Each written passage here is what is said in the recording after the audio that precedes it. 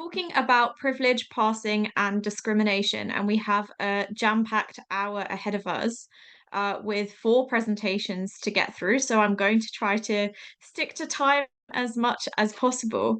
Um, with that being said, let's get started on our first presentation, which I believe is a recording that Gabby is very kindly going to share. So we're hearing from Steve Lemerand, Katie Prieto, who is here with us to answer questions, which is brilliant.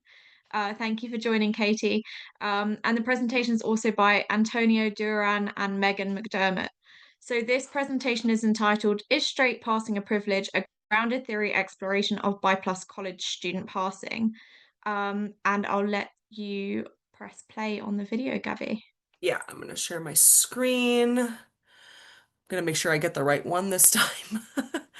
And yeah, everyone just let me know if you can hear the presentation once I press play, and I will full screen it as well. I'm just going to press play first, and then yeah, should be good. Hello, everyone. Thank you so much for joining us today for a grounded theory study of BI+ student passing. My name is Katie Prieto. I use she, her pronouns, and I'm an assistant professor of higher education.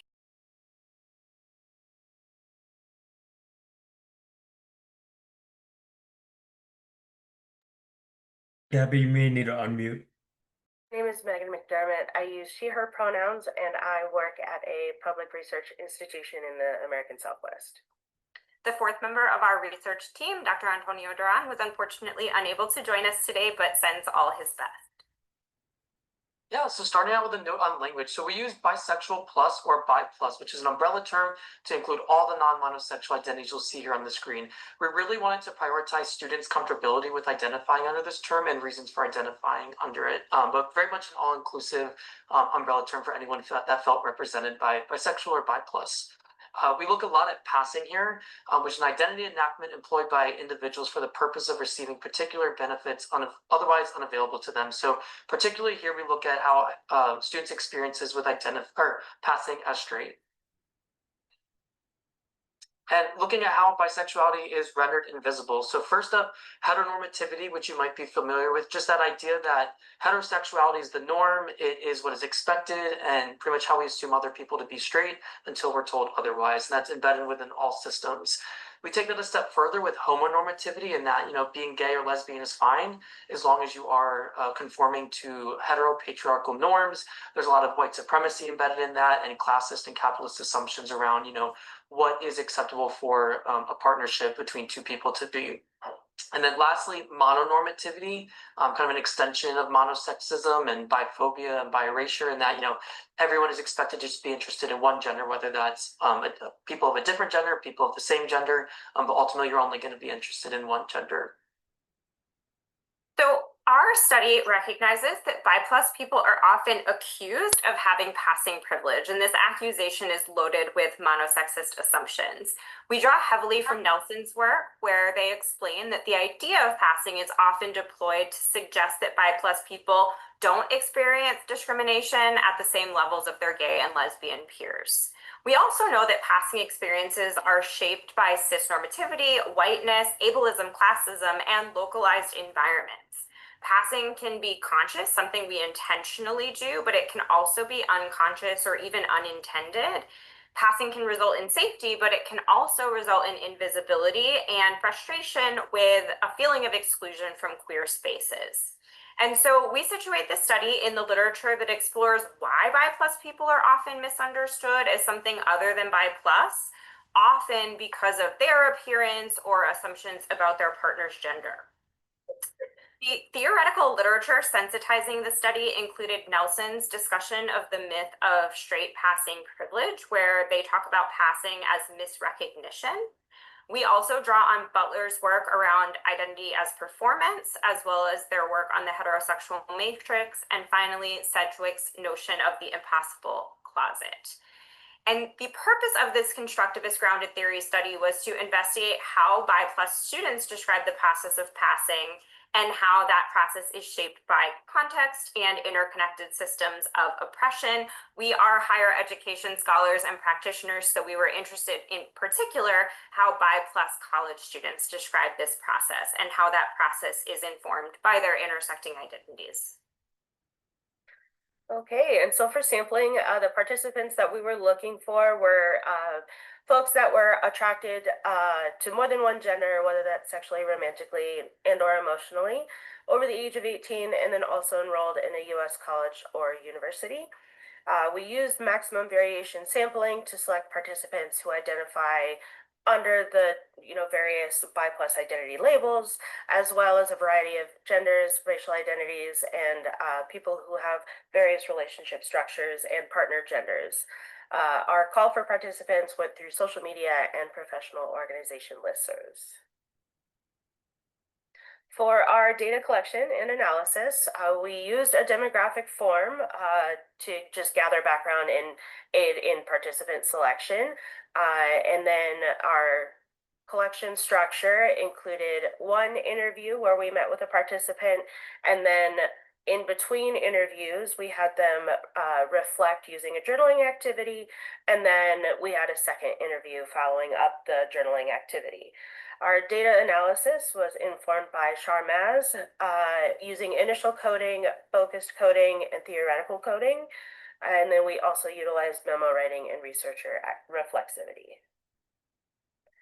As far as our participants went, so this is just a snapshot of the participants that we met with. But as you can see, they did cover a wide variety of, identifications. So, a variety of genders, pronouns, disabilities, social class, wide variety of intersectionality here. So this really assisted with our maximum identification variation. And then I don't think it's on the screen, but we also were looking at diverse partner configurations because we did find that that impacted things as well. Yeah, so our grounded theory is absolutely still in progress, but we do have a few preliminary findings to share with you. First up is that trans students highlight gender and partners' genders as salient. So we saw this across participants, but especially salient for trans and non-binary students. So for example, Egg, who identified as trans masc and their partner identified as trans femme, said, I think it's specifically just difficult. And sometimes I don't know if I'm calling myself just boyfriend, girlfriend, or partner. We usually just stick to partner, but sometimes we're both feeling pretty femme, or sometimes we look more like a lesbian couple than we do a straight couple. Actually, yeah, we never look like a cis male couple. So you can see across these participant quotes that the gender of their partner, and also a lot of these students were kind of still really in a fluid state of gender and very much in a liminal space, as well as their partners were in a very liminal space, really highlighting the fluidity and liminality within gender and how those relationships between participants and then their partners really impacted how people viewed their sexual identity, and how, while they were able to pass as straight or pass as gay or lesbian, ultimately really impacting the assumptions that people made around their sexuality. So second, white students remain relatively unreflexive about race. We know from the literature that race and whiteness absolutely shape student experiences, particularly around acceptance and safety, but most of our students weren't talking about that. They would talk about almost any other facet of their identity before they would touch race. An exception was Kenna, who was self-reflective in a humorous way about the fact that she was a bi white woman with a gamer boyfriend, kind of leaning into the fact that in this instance, she worried that folks might assume that she was sort of a stereotype, using queerness to separate herself from the norm. All right, and a third theme that we've identified is that passing as straight provides safety while also a form of erasure. So with Maria, she stated that she probably feels being more openly queer on campus versus being more openly queer in places like near her home in a small rural community. But she also mentioned that she's not really one in general to be openly queer unless she knows that the people around her are also within the community. So she gave an example of working in a research lab, and no one really knew of her identity at the time, but then when she started speaking with another researcher who was openly gay, then at that time she felt safe, disclosing her identity as well. Our fourth theme related to how social class impacts students' ability to pass or not and their perceived acceptance. And I say or not with an exclamation point, suggesting that it's a positive thing. Oftentimes students wanted to make their queerness visible, but struggled to do so within their financial constraints. So for example, Steve Johnson talks about shopping for work clothes and not being sure if he should lean into the more colorful, vibrant, flamboyant clothes that would signal queerness, or if he should, quote, just find outfits that work because money. So if he had the means to do so, he would have been more expressive and not passing with his clothing choices. All right, and our fifth and final theme that has been identified so far is that students of color are super reflexive of navigating race and expectations that people have of them being bi+ people of color. So for example, with Akash, in the context of the world that he's living in now in the United States, he doesn't think more about his sexuality as the first thing that defines him when someone talks to him. Instead, he's more focused on people focusing on his skin color, his origin from India, or his accent. So his other identities definitely shaped how other people perceive him as he interacts with them. Yeah, so our implications are really guided by those 5 preliminary themes. First up, really considering the intersections of social identity. So you can see across the themes, it wasn't just students, race or gender, or partner gender, or social class or ability, or any of those things independently, but more so the intersection between all of those and interaction between all of their social identities at once, really impacting how their experiences with passing come to be on their college campuses. Also, we look at how the dynamics between how passing can be safety in one environment but erasure in another, and kind of that dissonance between it's providing me safety, but I also feel very inauthentic. So it might provide some external physical safety, but then there's a lot of internal dissonance happening there.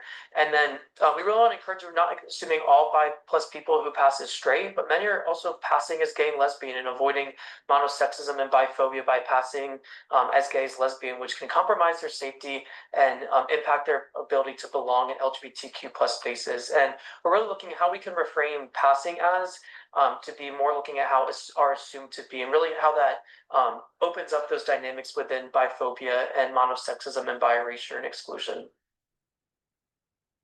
And finally, these are the studies that we consulted for the larger paper, and we look forward to answering any questions you might have. Thank you so much for joining us today.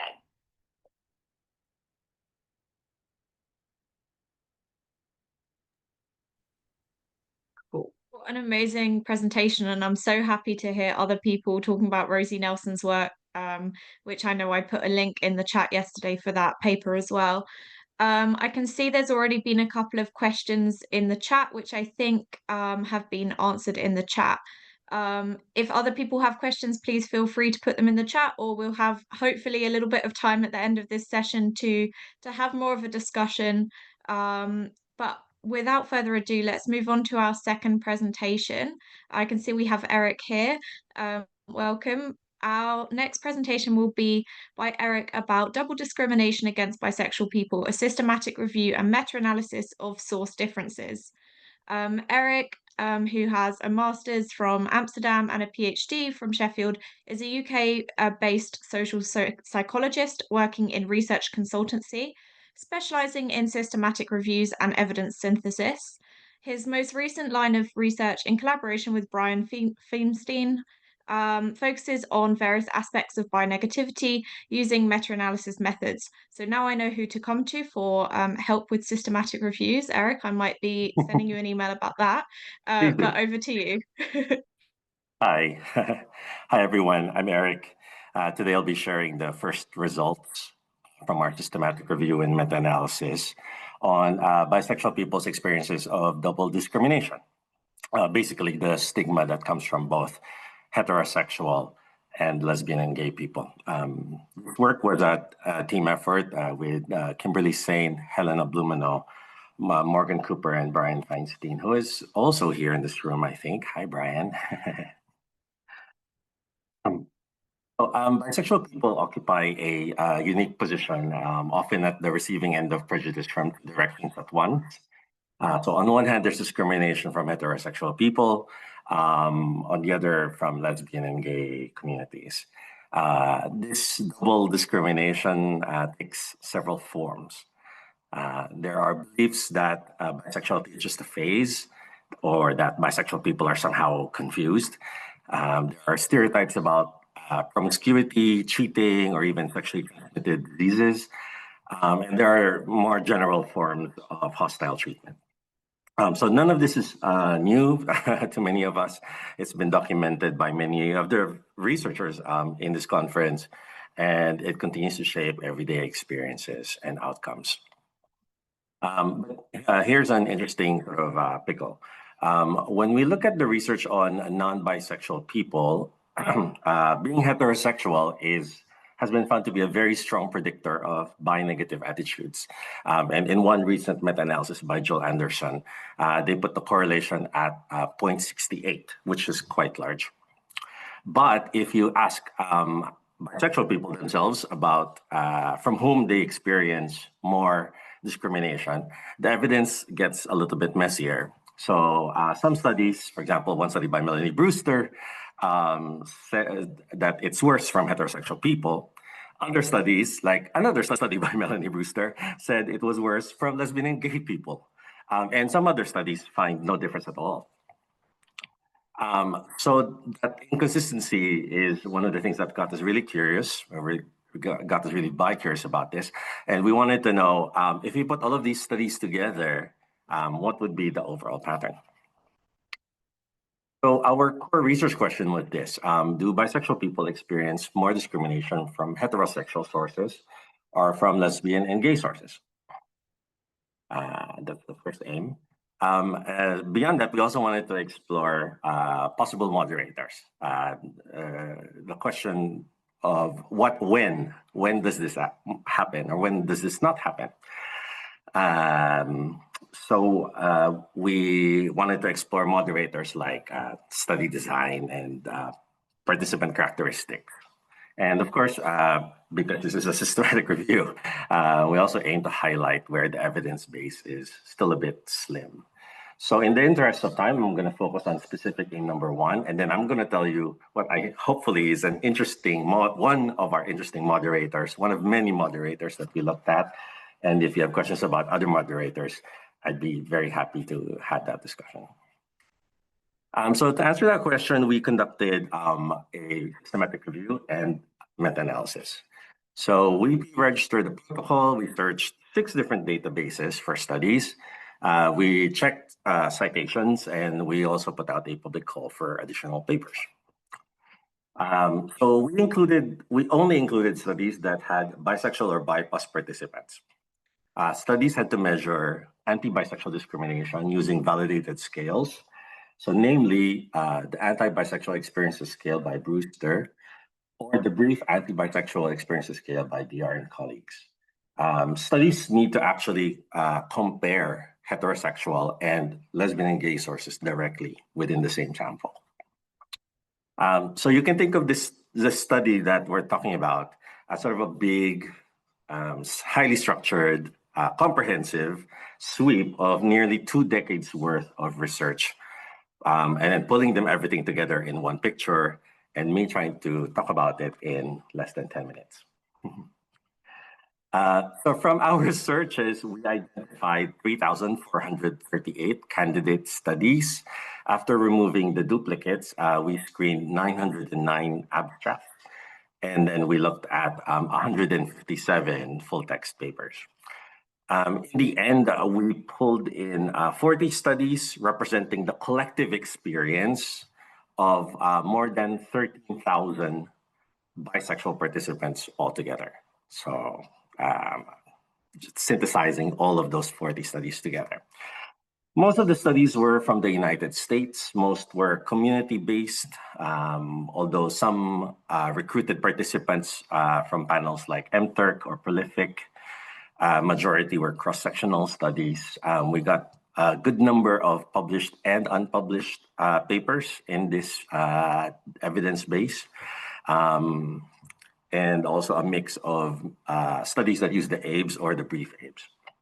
So there is a bit of diversity in terms of the methods.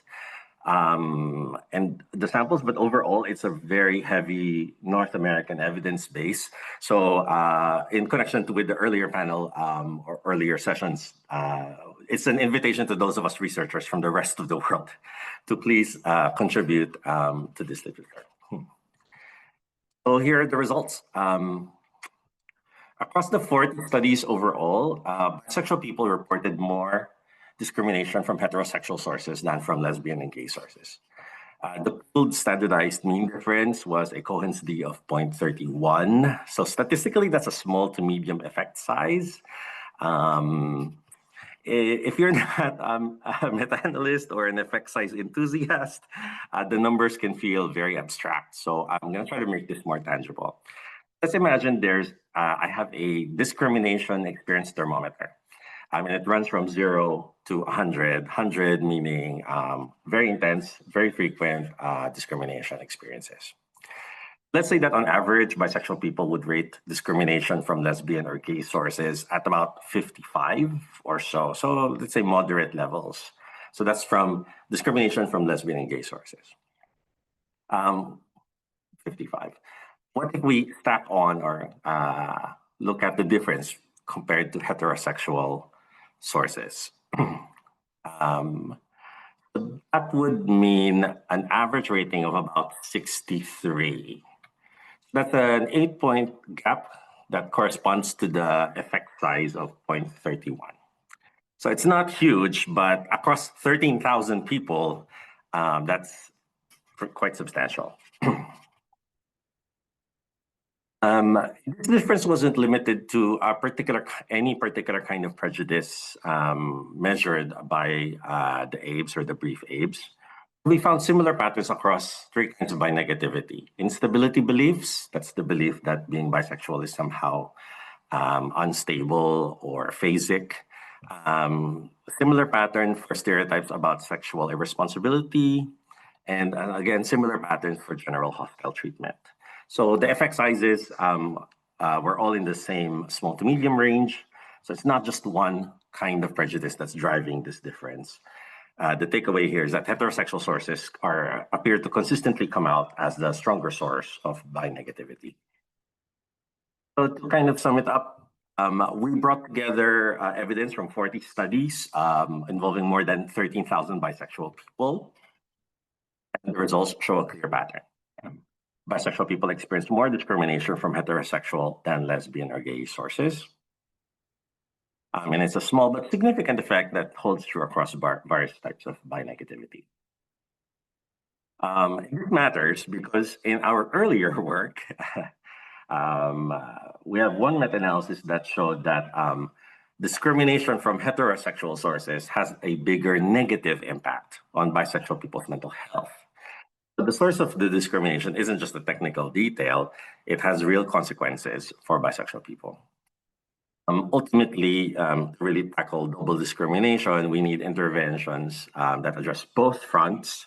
So challenging biphobia within LGBTQ spaces, yes, but also tackling the persistent binegativity that comes from heterosexual people, which seems to be the heavier hitter here.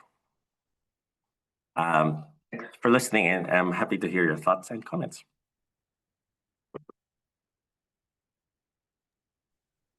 Thank you for that wonderful presentation, Eric. I'm really fascinated by this, and it's something that I looked at in my own PhD, which is as yet unpublished, but I used the anti-bisexual experiences scale with bi+ mothers. And I also compared levels of discrimination from heterosexual populations and from gay and lesbian populations. And at least for my sample, there was no significant difference, which is interesting because that's not quite the same as what you found when you've looked across 40 studies. So I wonder if maybe being a parent is a moderator of that in some way. Something more to think about. But I will stop talking and introduce our next speaker. But please put questions in the chat for Eric, and we can hopefully have a little bit of time at the end to continue this discussion. I believe our next presentation is pre-recorded, so I'm going to call on Gabby again to share. We have a presentation by Alexandra Black and Catherine Nelson Kofi. Dr. Black has a PhD in social psychology with specializations in relationship science and advanced quantitative methods.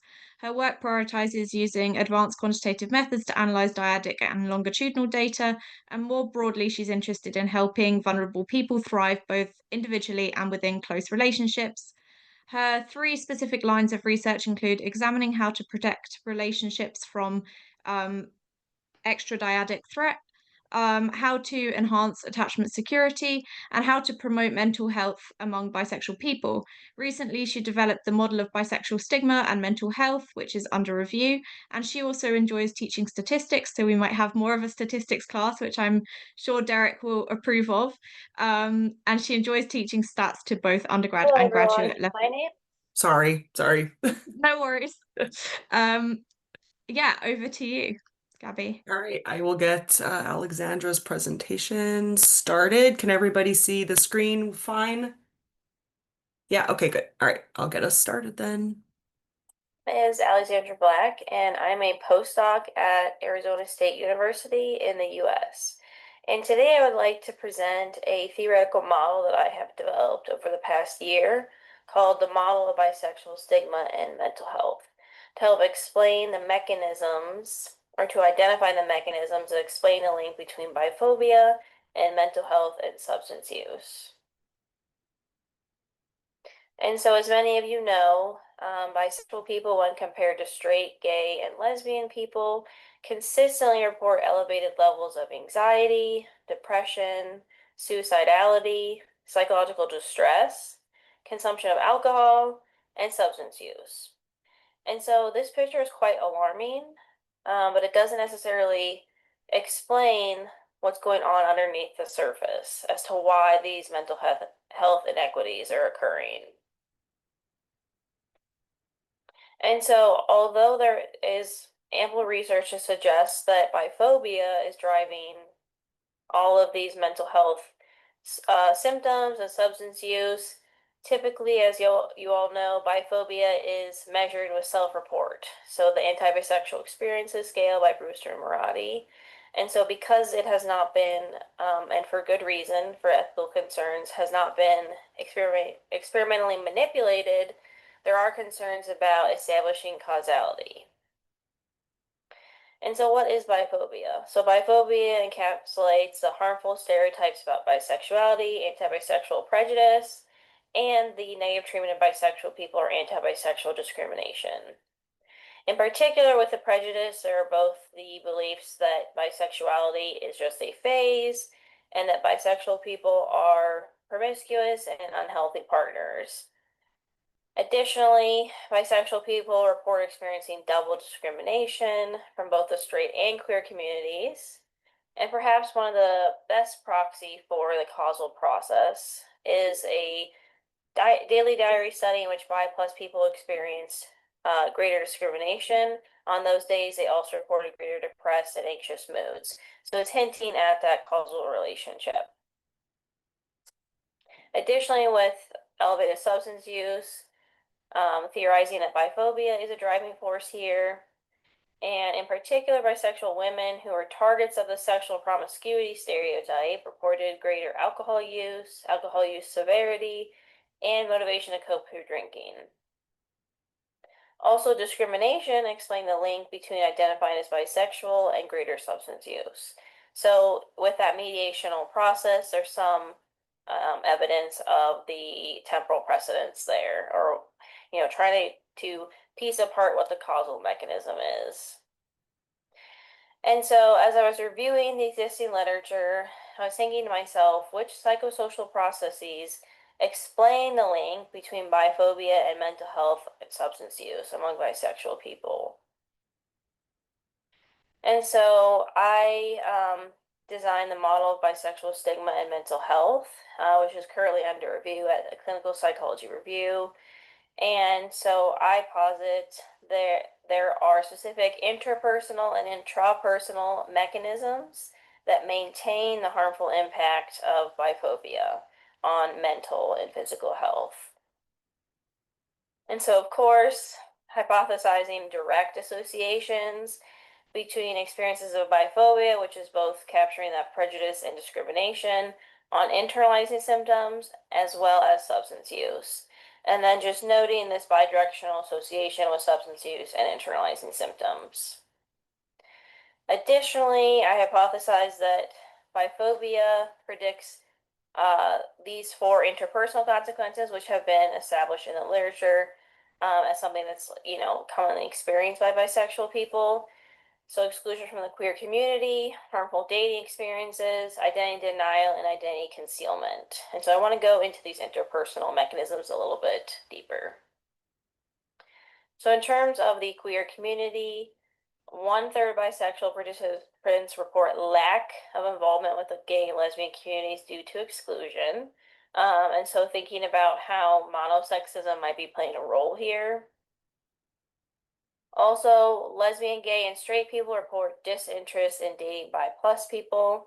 In one study in particular, straight women reported or rated bi men as less attractive and desirable than straight men. And I have these in quotation marks because the men were just labeled as bi or straight. That wasn't actually reflective of anything. So even just the label of being bi is something that's looked at negatively and may deter people from wanting to date bisexual people. Also, bi people are denied their sexual minority identity as legitimate more frequently than gay and lesbian people, and therefore may decide to conceal their identity and do report greater levels of that.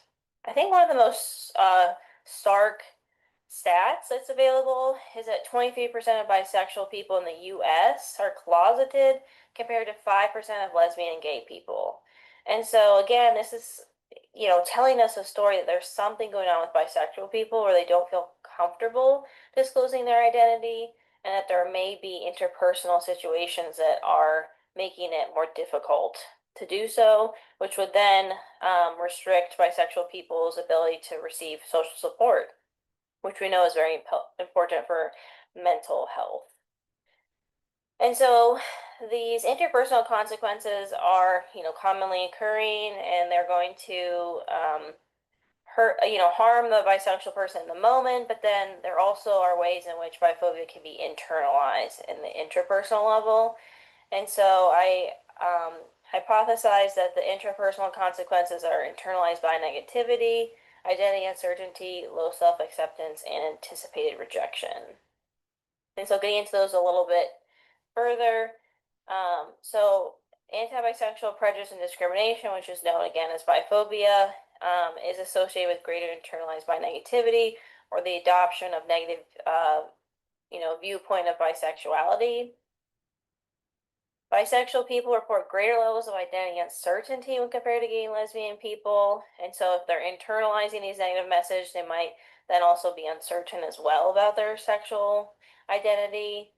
They also report lower levels of self-acceptance and view their identity more negatively than gay and lesbian people. And due to some of the interpersonal consequences, bisexual people, anticipate discrimination and fear rejection from both straight and queer communities. So this can exacerbate rejection sensitivity, which we know is not helpful in social situations. And so it may be the case that these interpersonal consequences predict the intra and the intrapersonal predict the interpersonal. And so I have these bidirectional arrows here. So for example, identity denial by straight people was shown to directly predict internalizing symptoms versus identity denial by queer people was related to greater internalized bi negativity and then internalizing symptoms. And so these processes might look different based on the source of discrimination, which I'll get into in a minute. And so both interpersonal will lead to greater internalizing symptoms. And so with the interpersonal, there are some associations that have been directly tested. Others, there's room to establish causality. And that really is the point of this model, is I have consolidated the existing literature to provide researchers interested in protecting bisexual mental health these pathways to then learn more about the associations that exist and also hopefully create interventions. And so some of the more straightforward findings were the identity denial for bi people was associated with queer depressive symptoms, so like direct association. Same thing with identity concealment. Although in terms of being rejected from the queer community, there was lower feelings of social connection, which we know is related to physical health. With intrapersonal identity uncertainty, mediated internalized stigma and feelings of safety. So not quite psychological symptoms, but feelings of safety can then, be associated with, lack of feelings of safety with anxiety and depression. And then, lower self-compassion related to that acceptance.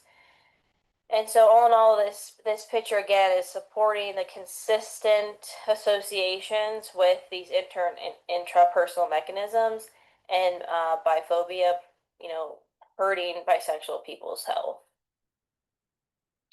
But it also is important to note that moderators are important to think about when thinking of these processes. So these pathways will not look the same for all bisexual people. And so taking into consideration the gender of the bisexual person, we know from existing literature that men and women and non-binary people all have different experiences, within the queer community, and the gender of the current partner as well, based on the perceptions of the relationship. So when bisexual men and women are relationships, they're seen as straight passing, and so people are not paying attention to the stigma that they are still experiencing, for example, or even just the partner themselves based on, the level of support that they can provide. So it's important to be thinking about those contexts.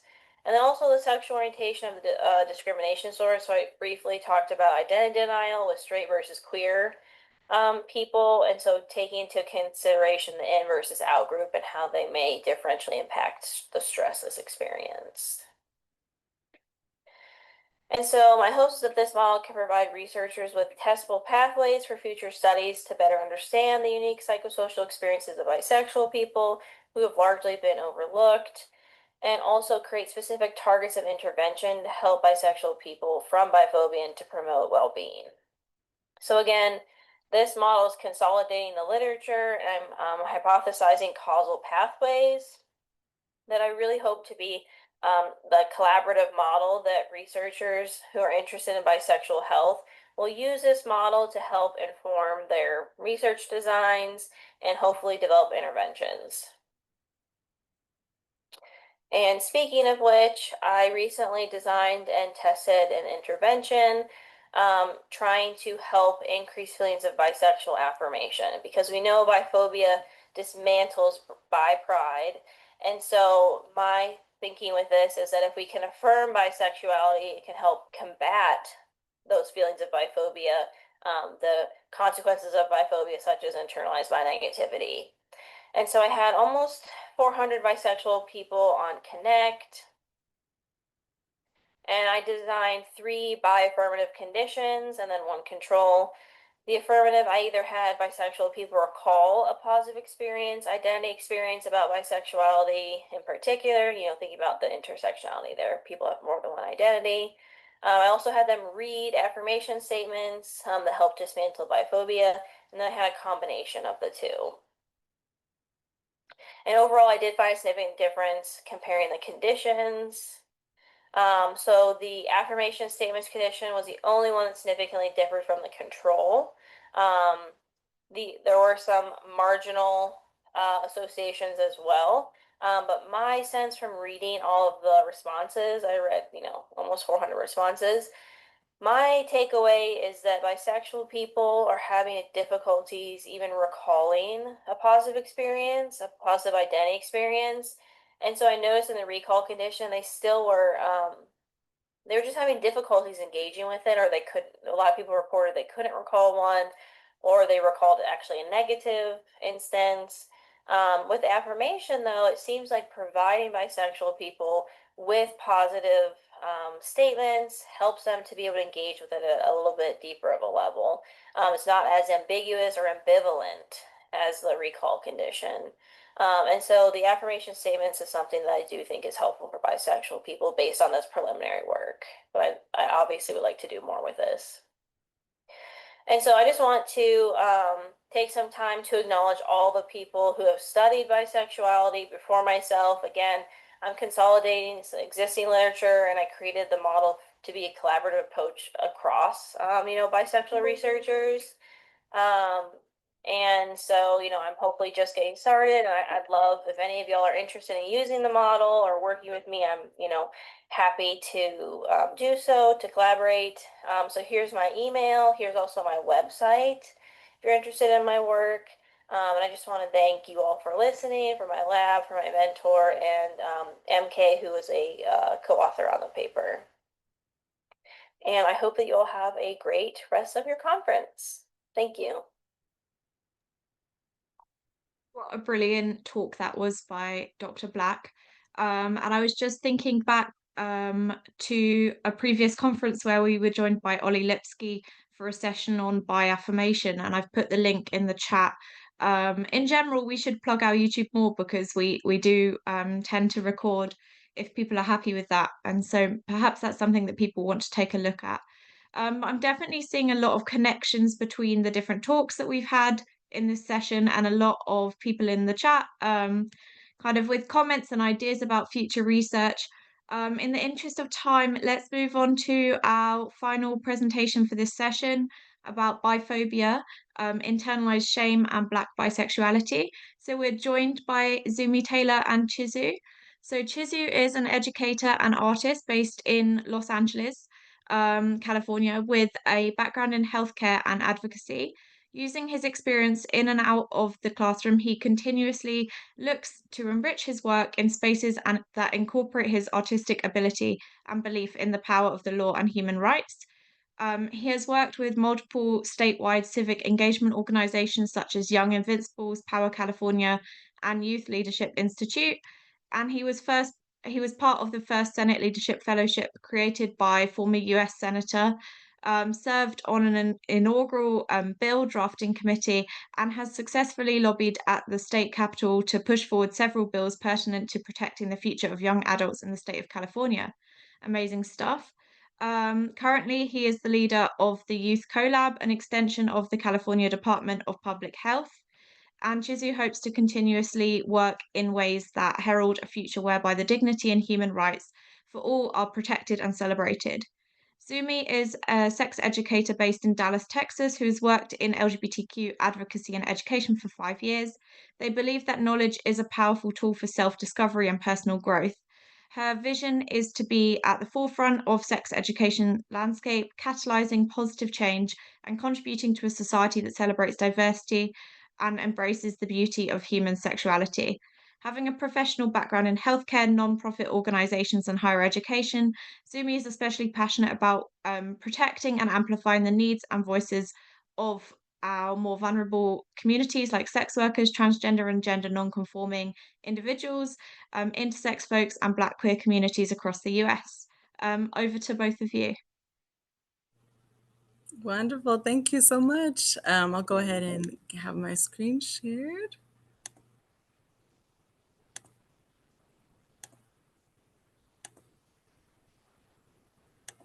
Okay, there we are. Okay, we're all good. We can all see it well.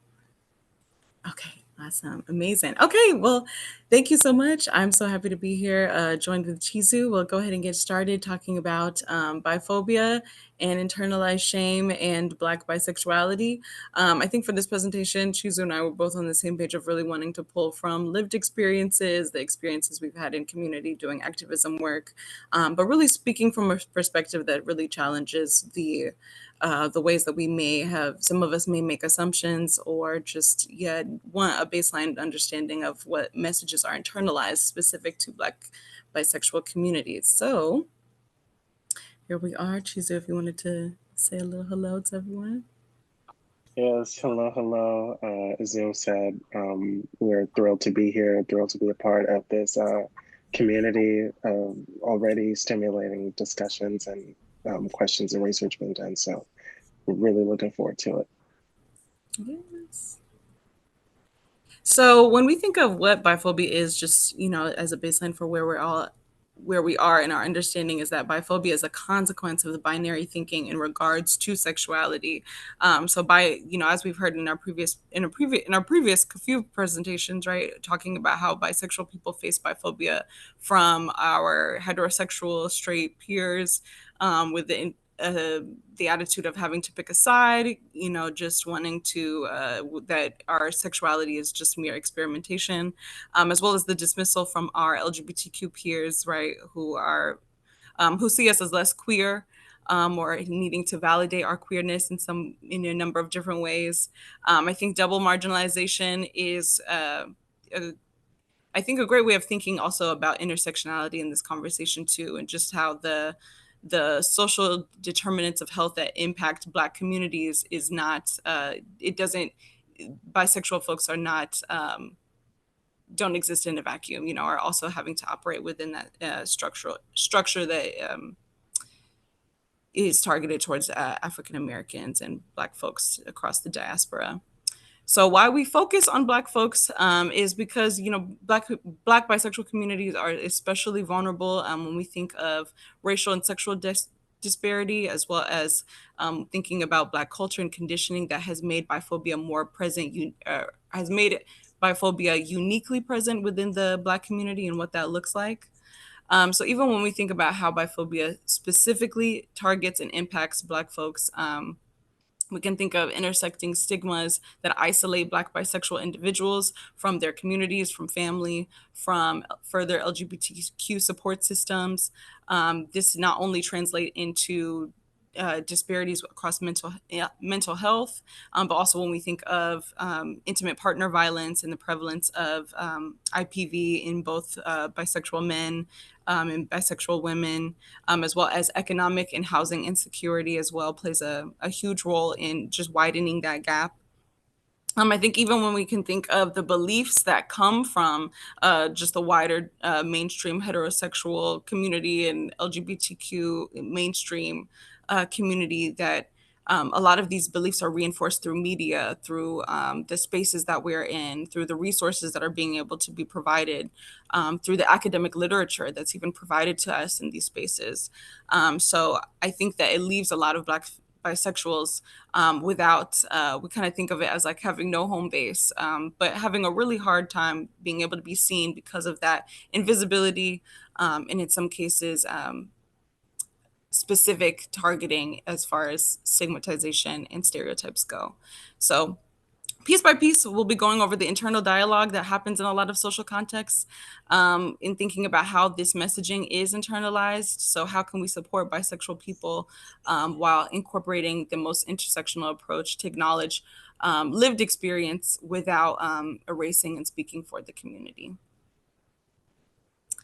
Okay, and so our first internalized message, of course, is that we cannot be trusted. This is stemming from the stereotype that bisexuals are more promiscuous or more likely to cheat, but it is impossible to acknowledge this stereotype without also seeing the correlation with how stereotypes around Black folks are as being hypersexual contribute to this stereotype. I can even think of messaging in media, such as like the Jezebel trope, that is a stereotypical depiction of Black women as deviant, as hypersexual. And even extending that hypersexuality to Black men and perpetuating shame and fear of rejection, is the first thing I can think of as far as monosexuals even participating in maybe bisexual men only being seen as gay or DL, which we'll get to, defining in just a second. But leaving them that bisexuals, the assumption is that we are unsatisfied in our relationships. We're unsatisfied in a bisexual man could be unsatisfied in a relationship with a cis woman, or that bisexual women are really straight and are unsatisfied in their relationships with other women or femmes. But this can also lead to a pressure to disclose, right? So pressure from the global our peers around us, regardless of, but especially LGBTQ, to have a pressure to disclose your sexuality, or I think of like the greater coming out culture, that influences all LGBTQ, but I think how it impacts bisexual folks in particular is very unique. Chizu, if you wanted to talk about more about that pressure to disclose. Yes, and you know that pressure to disclose is something we see. It manifests differently, especially with Black cis bisexual men, for example. There's this idea that if you're not upfront with your bisexuality, you are possibly manipulating, and now DL, which is a result of not giving into the social expectation. Even in platonic and professional relationships, there are more likely incidents of harassment and invasive inquiry into sexual history and sexual preferences to prove a legitimacy and to sort of defend attraction or defend one won't be swayed or if they're truly attracted or if this is their relationship with their partner is simply a mask. Entitlement to so that entitlement is also part of why statistically Black bisexual men are less likely to disclose their same-sex behaviors, particularly to female partners.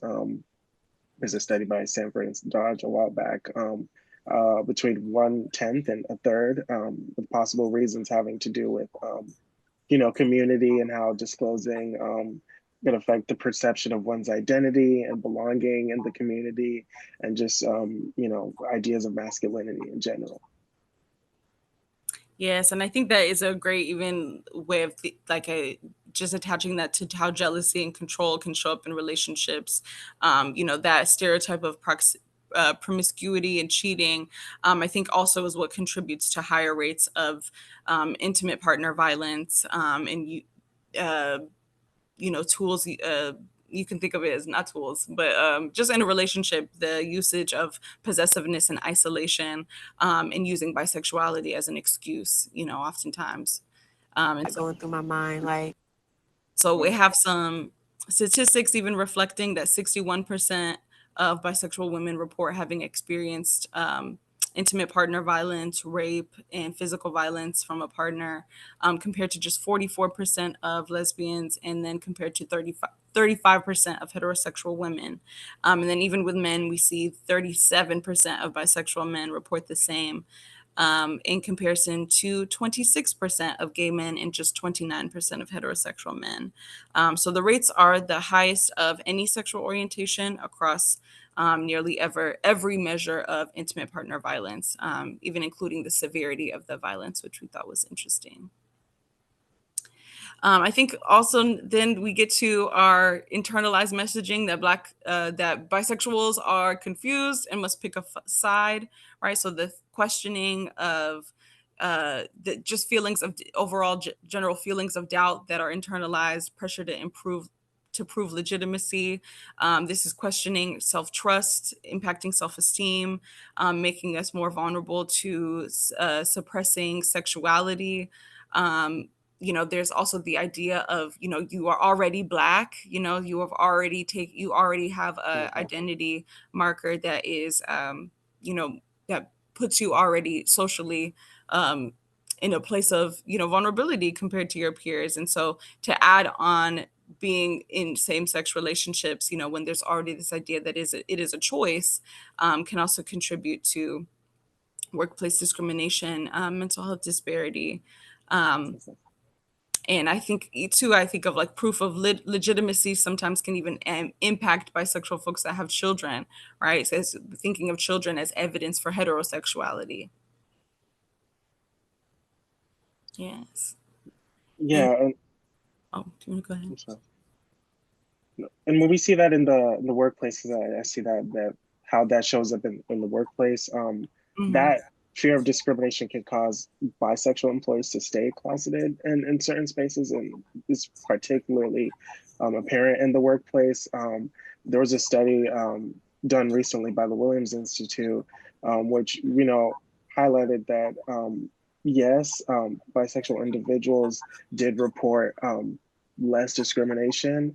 There might be more in the workplace. That might be due to the fact that they're concealing a lot. So there's suggesting an underreporting or that masking and concealing in the workplace is adding to the lower rates of those projected statistics. And again, this is all within in the addition and the added context and pressure of being Black on top of everything. And so even with the messaging that our sexuality is just a phase, this is what leads to the suppression of our sexuality and possibly being more vulnerable to ideologies around conversion. And, thinking also about how we think of like how your sexuality is defined, a lot of times just going based on what our external environment is reinforcing of how our sexuality is defined by whoever your current partner is. It's thought that you're no longer bisexual in monogamous relationships, or that bisexuality would somehow mean betrayal to your partner in the future, or dissatisfaction, hypersexuality. And so again, that going back to that connection to deviancy and hypersexuality, and connecting that to global anti-Blackness and white supremacy. And then, of course, thinking about the invalidation of your long-term identity, the thought that someone could be bisexual, and that is, not just a temporary identity that it was taken on previously, but that you can live a full life as someone who is bisexual, that it's not a temporary experience or one that anyone chose to participate in. And so I think just cumulatively, this is all adding to these mental health disparities. So just thinking about how when we consider race, Black bisexual adults show higher rates of distress levels. And then when we think about how socioeconomic factors impact Black communities across, identity, that there is less access to being able to access mental health resources and being able to access healthcare. So fewer than 40% of Black bisexual adults with mental health concerns receive treatment, but unfortunately, we don't have the data to be able to explain that with Black bisexual folks in particular, access is more than likely even lower due to so many socioeconomic barriers as well. And so even thinking about with youth, 41% of Black bisexual youth have seriously considered suicide. This was a study from the Trevor Project in 2022. But so when we think of that going back to double marginalization, even how now triple marginalization now gives us more social determinants like chronic stress responses, heightened loneliness, greater risks of trauma-related disorders like PTSD from intimate partner violence or child abuse, neglect, housing insecurity in youth is also very prevalent.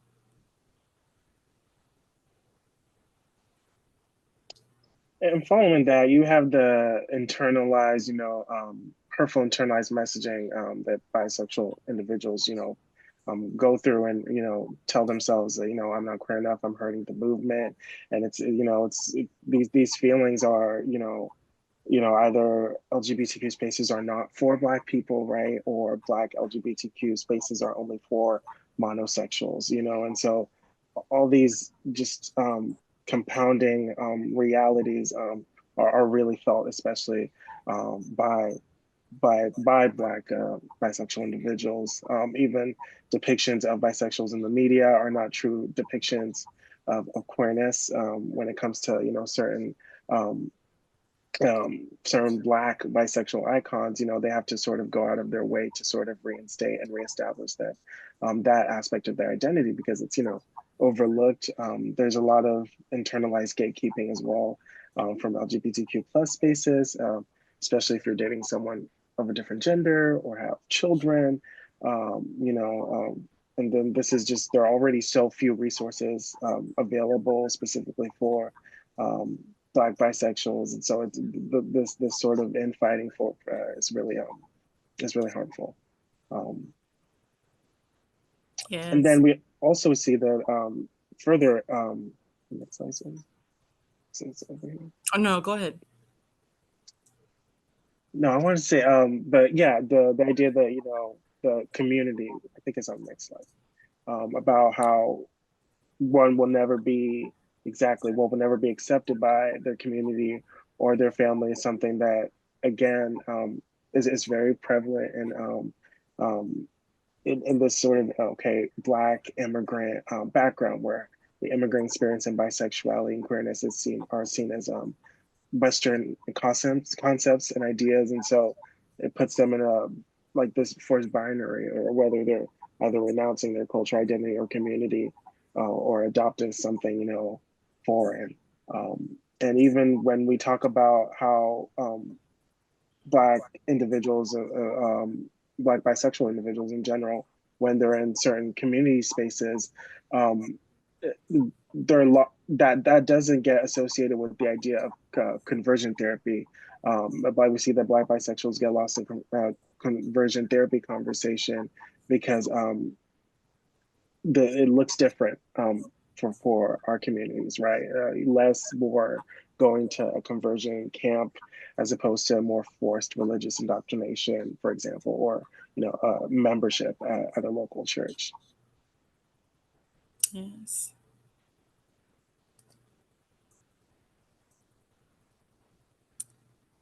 And so here we have some statistics to be able to just going and thinking about how whenever you're experiencing emotional neglect and social isolation from your community, how this contributes to poverty and housing insecurity, that just further marginalizes Black bisexual folks.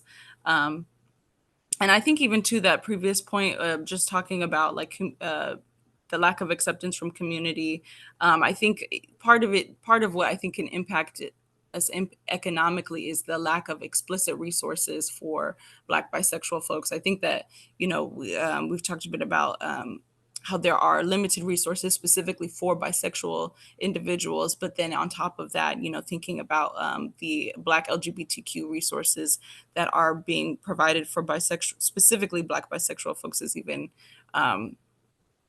further, you know, is further limited, you know, as far as resources go. But that's contributing to economic disparity.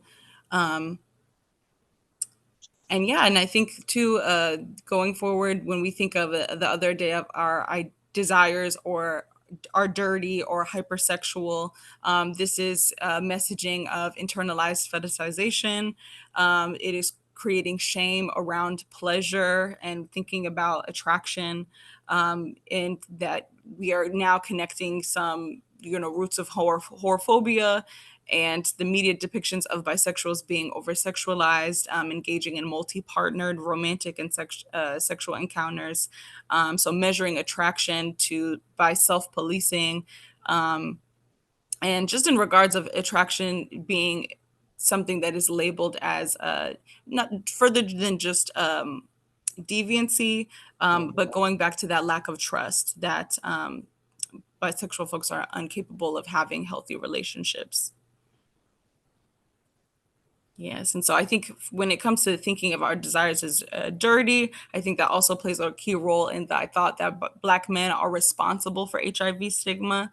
And so even thinking about the term DL that was referenced earlier, this was originally, you know, a term that is referred to towards Black men who have sex with same gender partners, but do not publicly identify as gay or bisexual.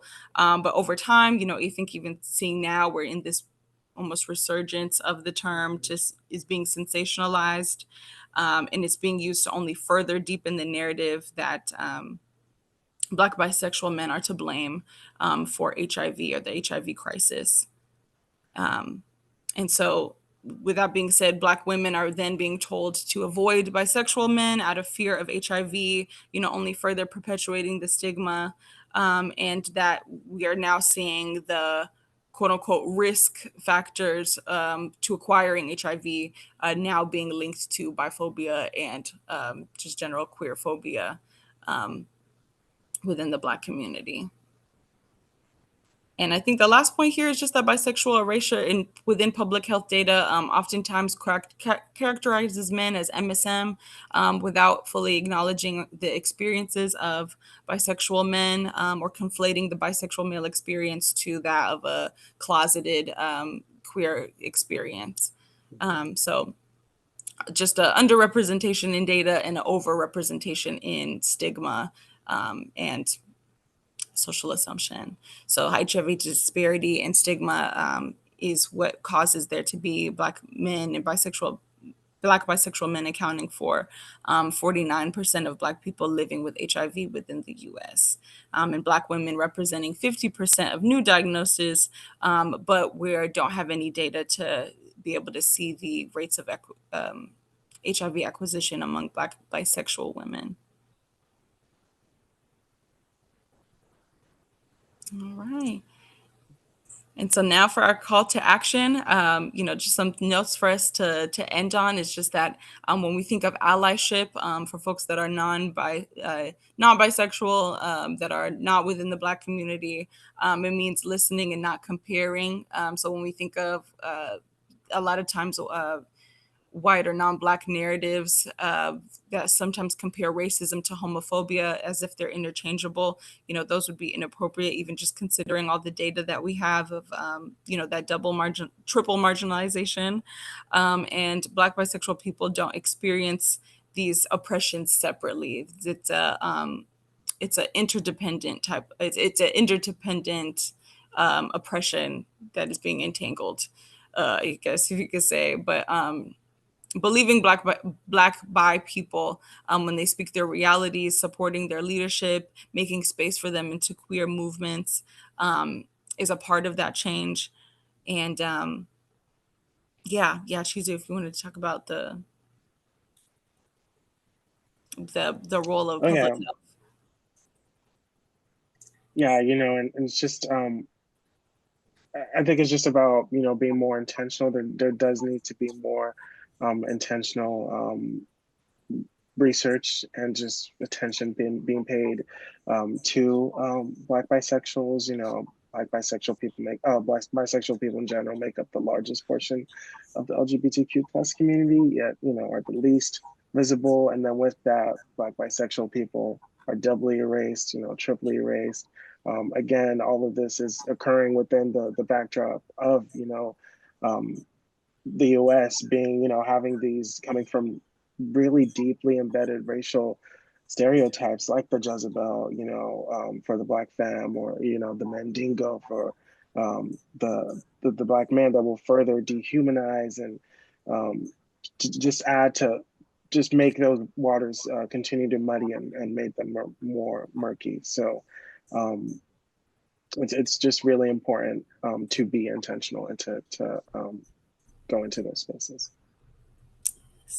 And I think with cultural pressures, I think when we think of coming out culture, it look different because of the dangers that come with disclosure, and that coming out isn't sometimes safe for many bisexual folks, even across the diaspora. So when it comes to being able to stay open culturally and in religious spaces and in with community pressures, just acknowledging that coming out does not necessarily have to be a part of the general queer experience, and that we can be able to provide resources without the reliance on disclosure of or sexual disclosure. And then lastly, that Black bisexual people exist, though erased the most. And so when I think even about community-based education, even within sexual health, just the sphere I'm most familiar with, this looks like talking more openly about PrEP and testing and stigma in a ways that break these narratives around Black bisexual folks and hypersexuality. And I think addressing the complexity of a lot of these conversations and the nuance is able to not only amplify Black bisexual voices, but make sure that spaces are being built with intersectionality at the center. Yes. because, you know. I think that's such a lovely point to end on there. And I'm aware that we've gone slightly into the break, so apologies for my shoving too many presentations into a 1 hour slot. But that was such an amazing presentation, and I know there's been a lot of people praising it in the comments in terms of both the content and the focus on intersectionality, which I think we've seen throughout this panel. But also just the beautiful slides that I loved looking at for the whole presentation. So That was whoever awesome to has see. done the graphics is very, very talented. I think there's a couple of questions in the chat, but I'll allow people to kind of answer those in the chat just so that we can have a 5-minute break before the next session. But thank you again so much to all of our presenters from this session. It's been such a wonderful panel, and I'm so glad that we got to host this session on passing and discrimination. It's such an important topic, and I love how much we spoke about intersectionality. Maybe this should be a session that we host as one of our monthly meetings in 2026, and have perhaps a specific session on Black bisexual people, or on bi plus people of color more generally, or an intersectional session specifically as well.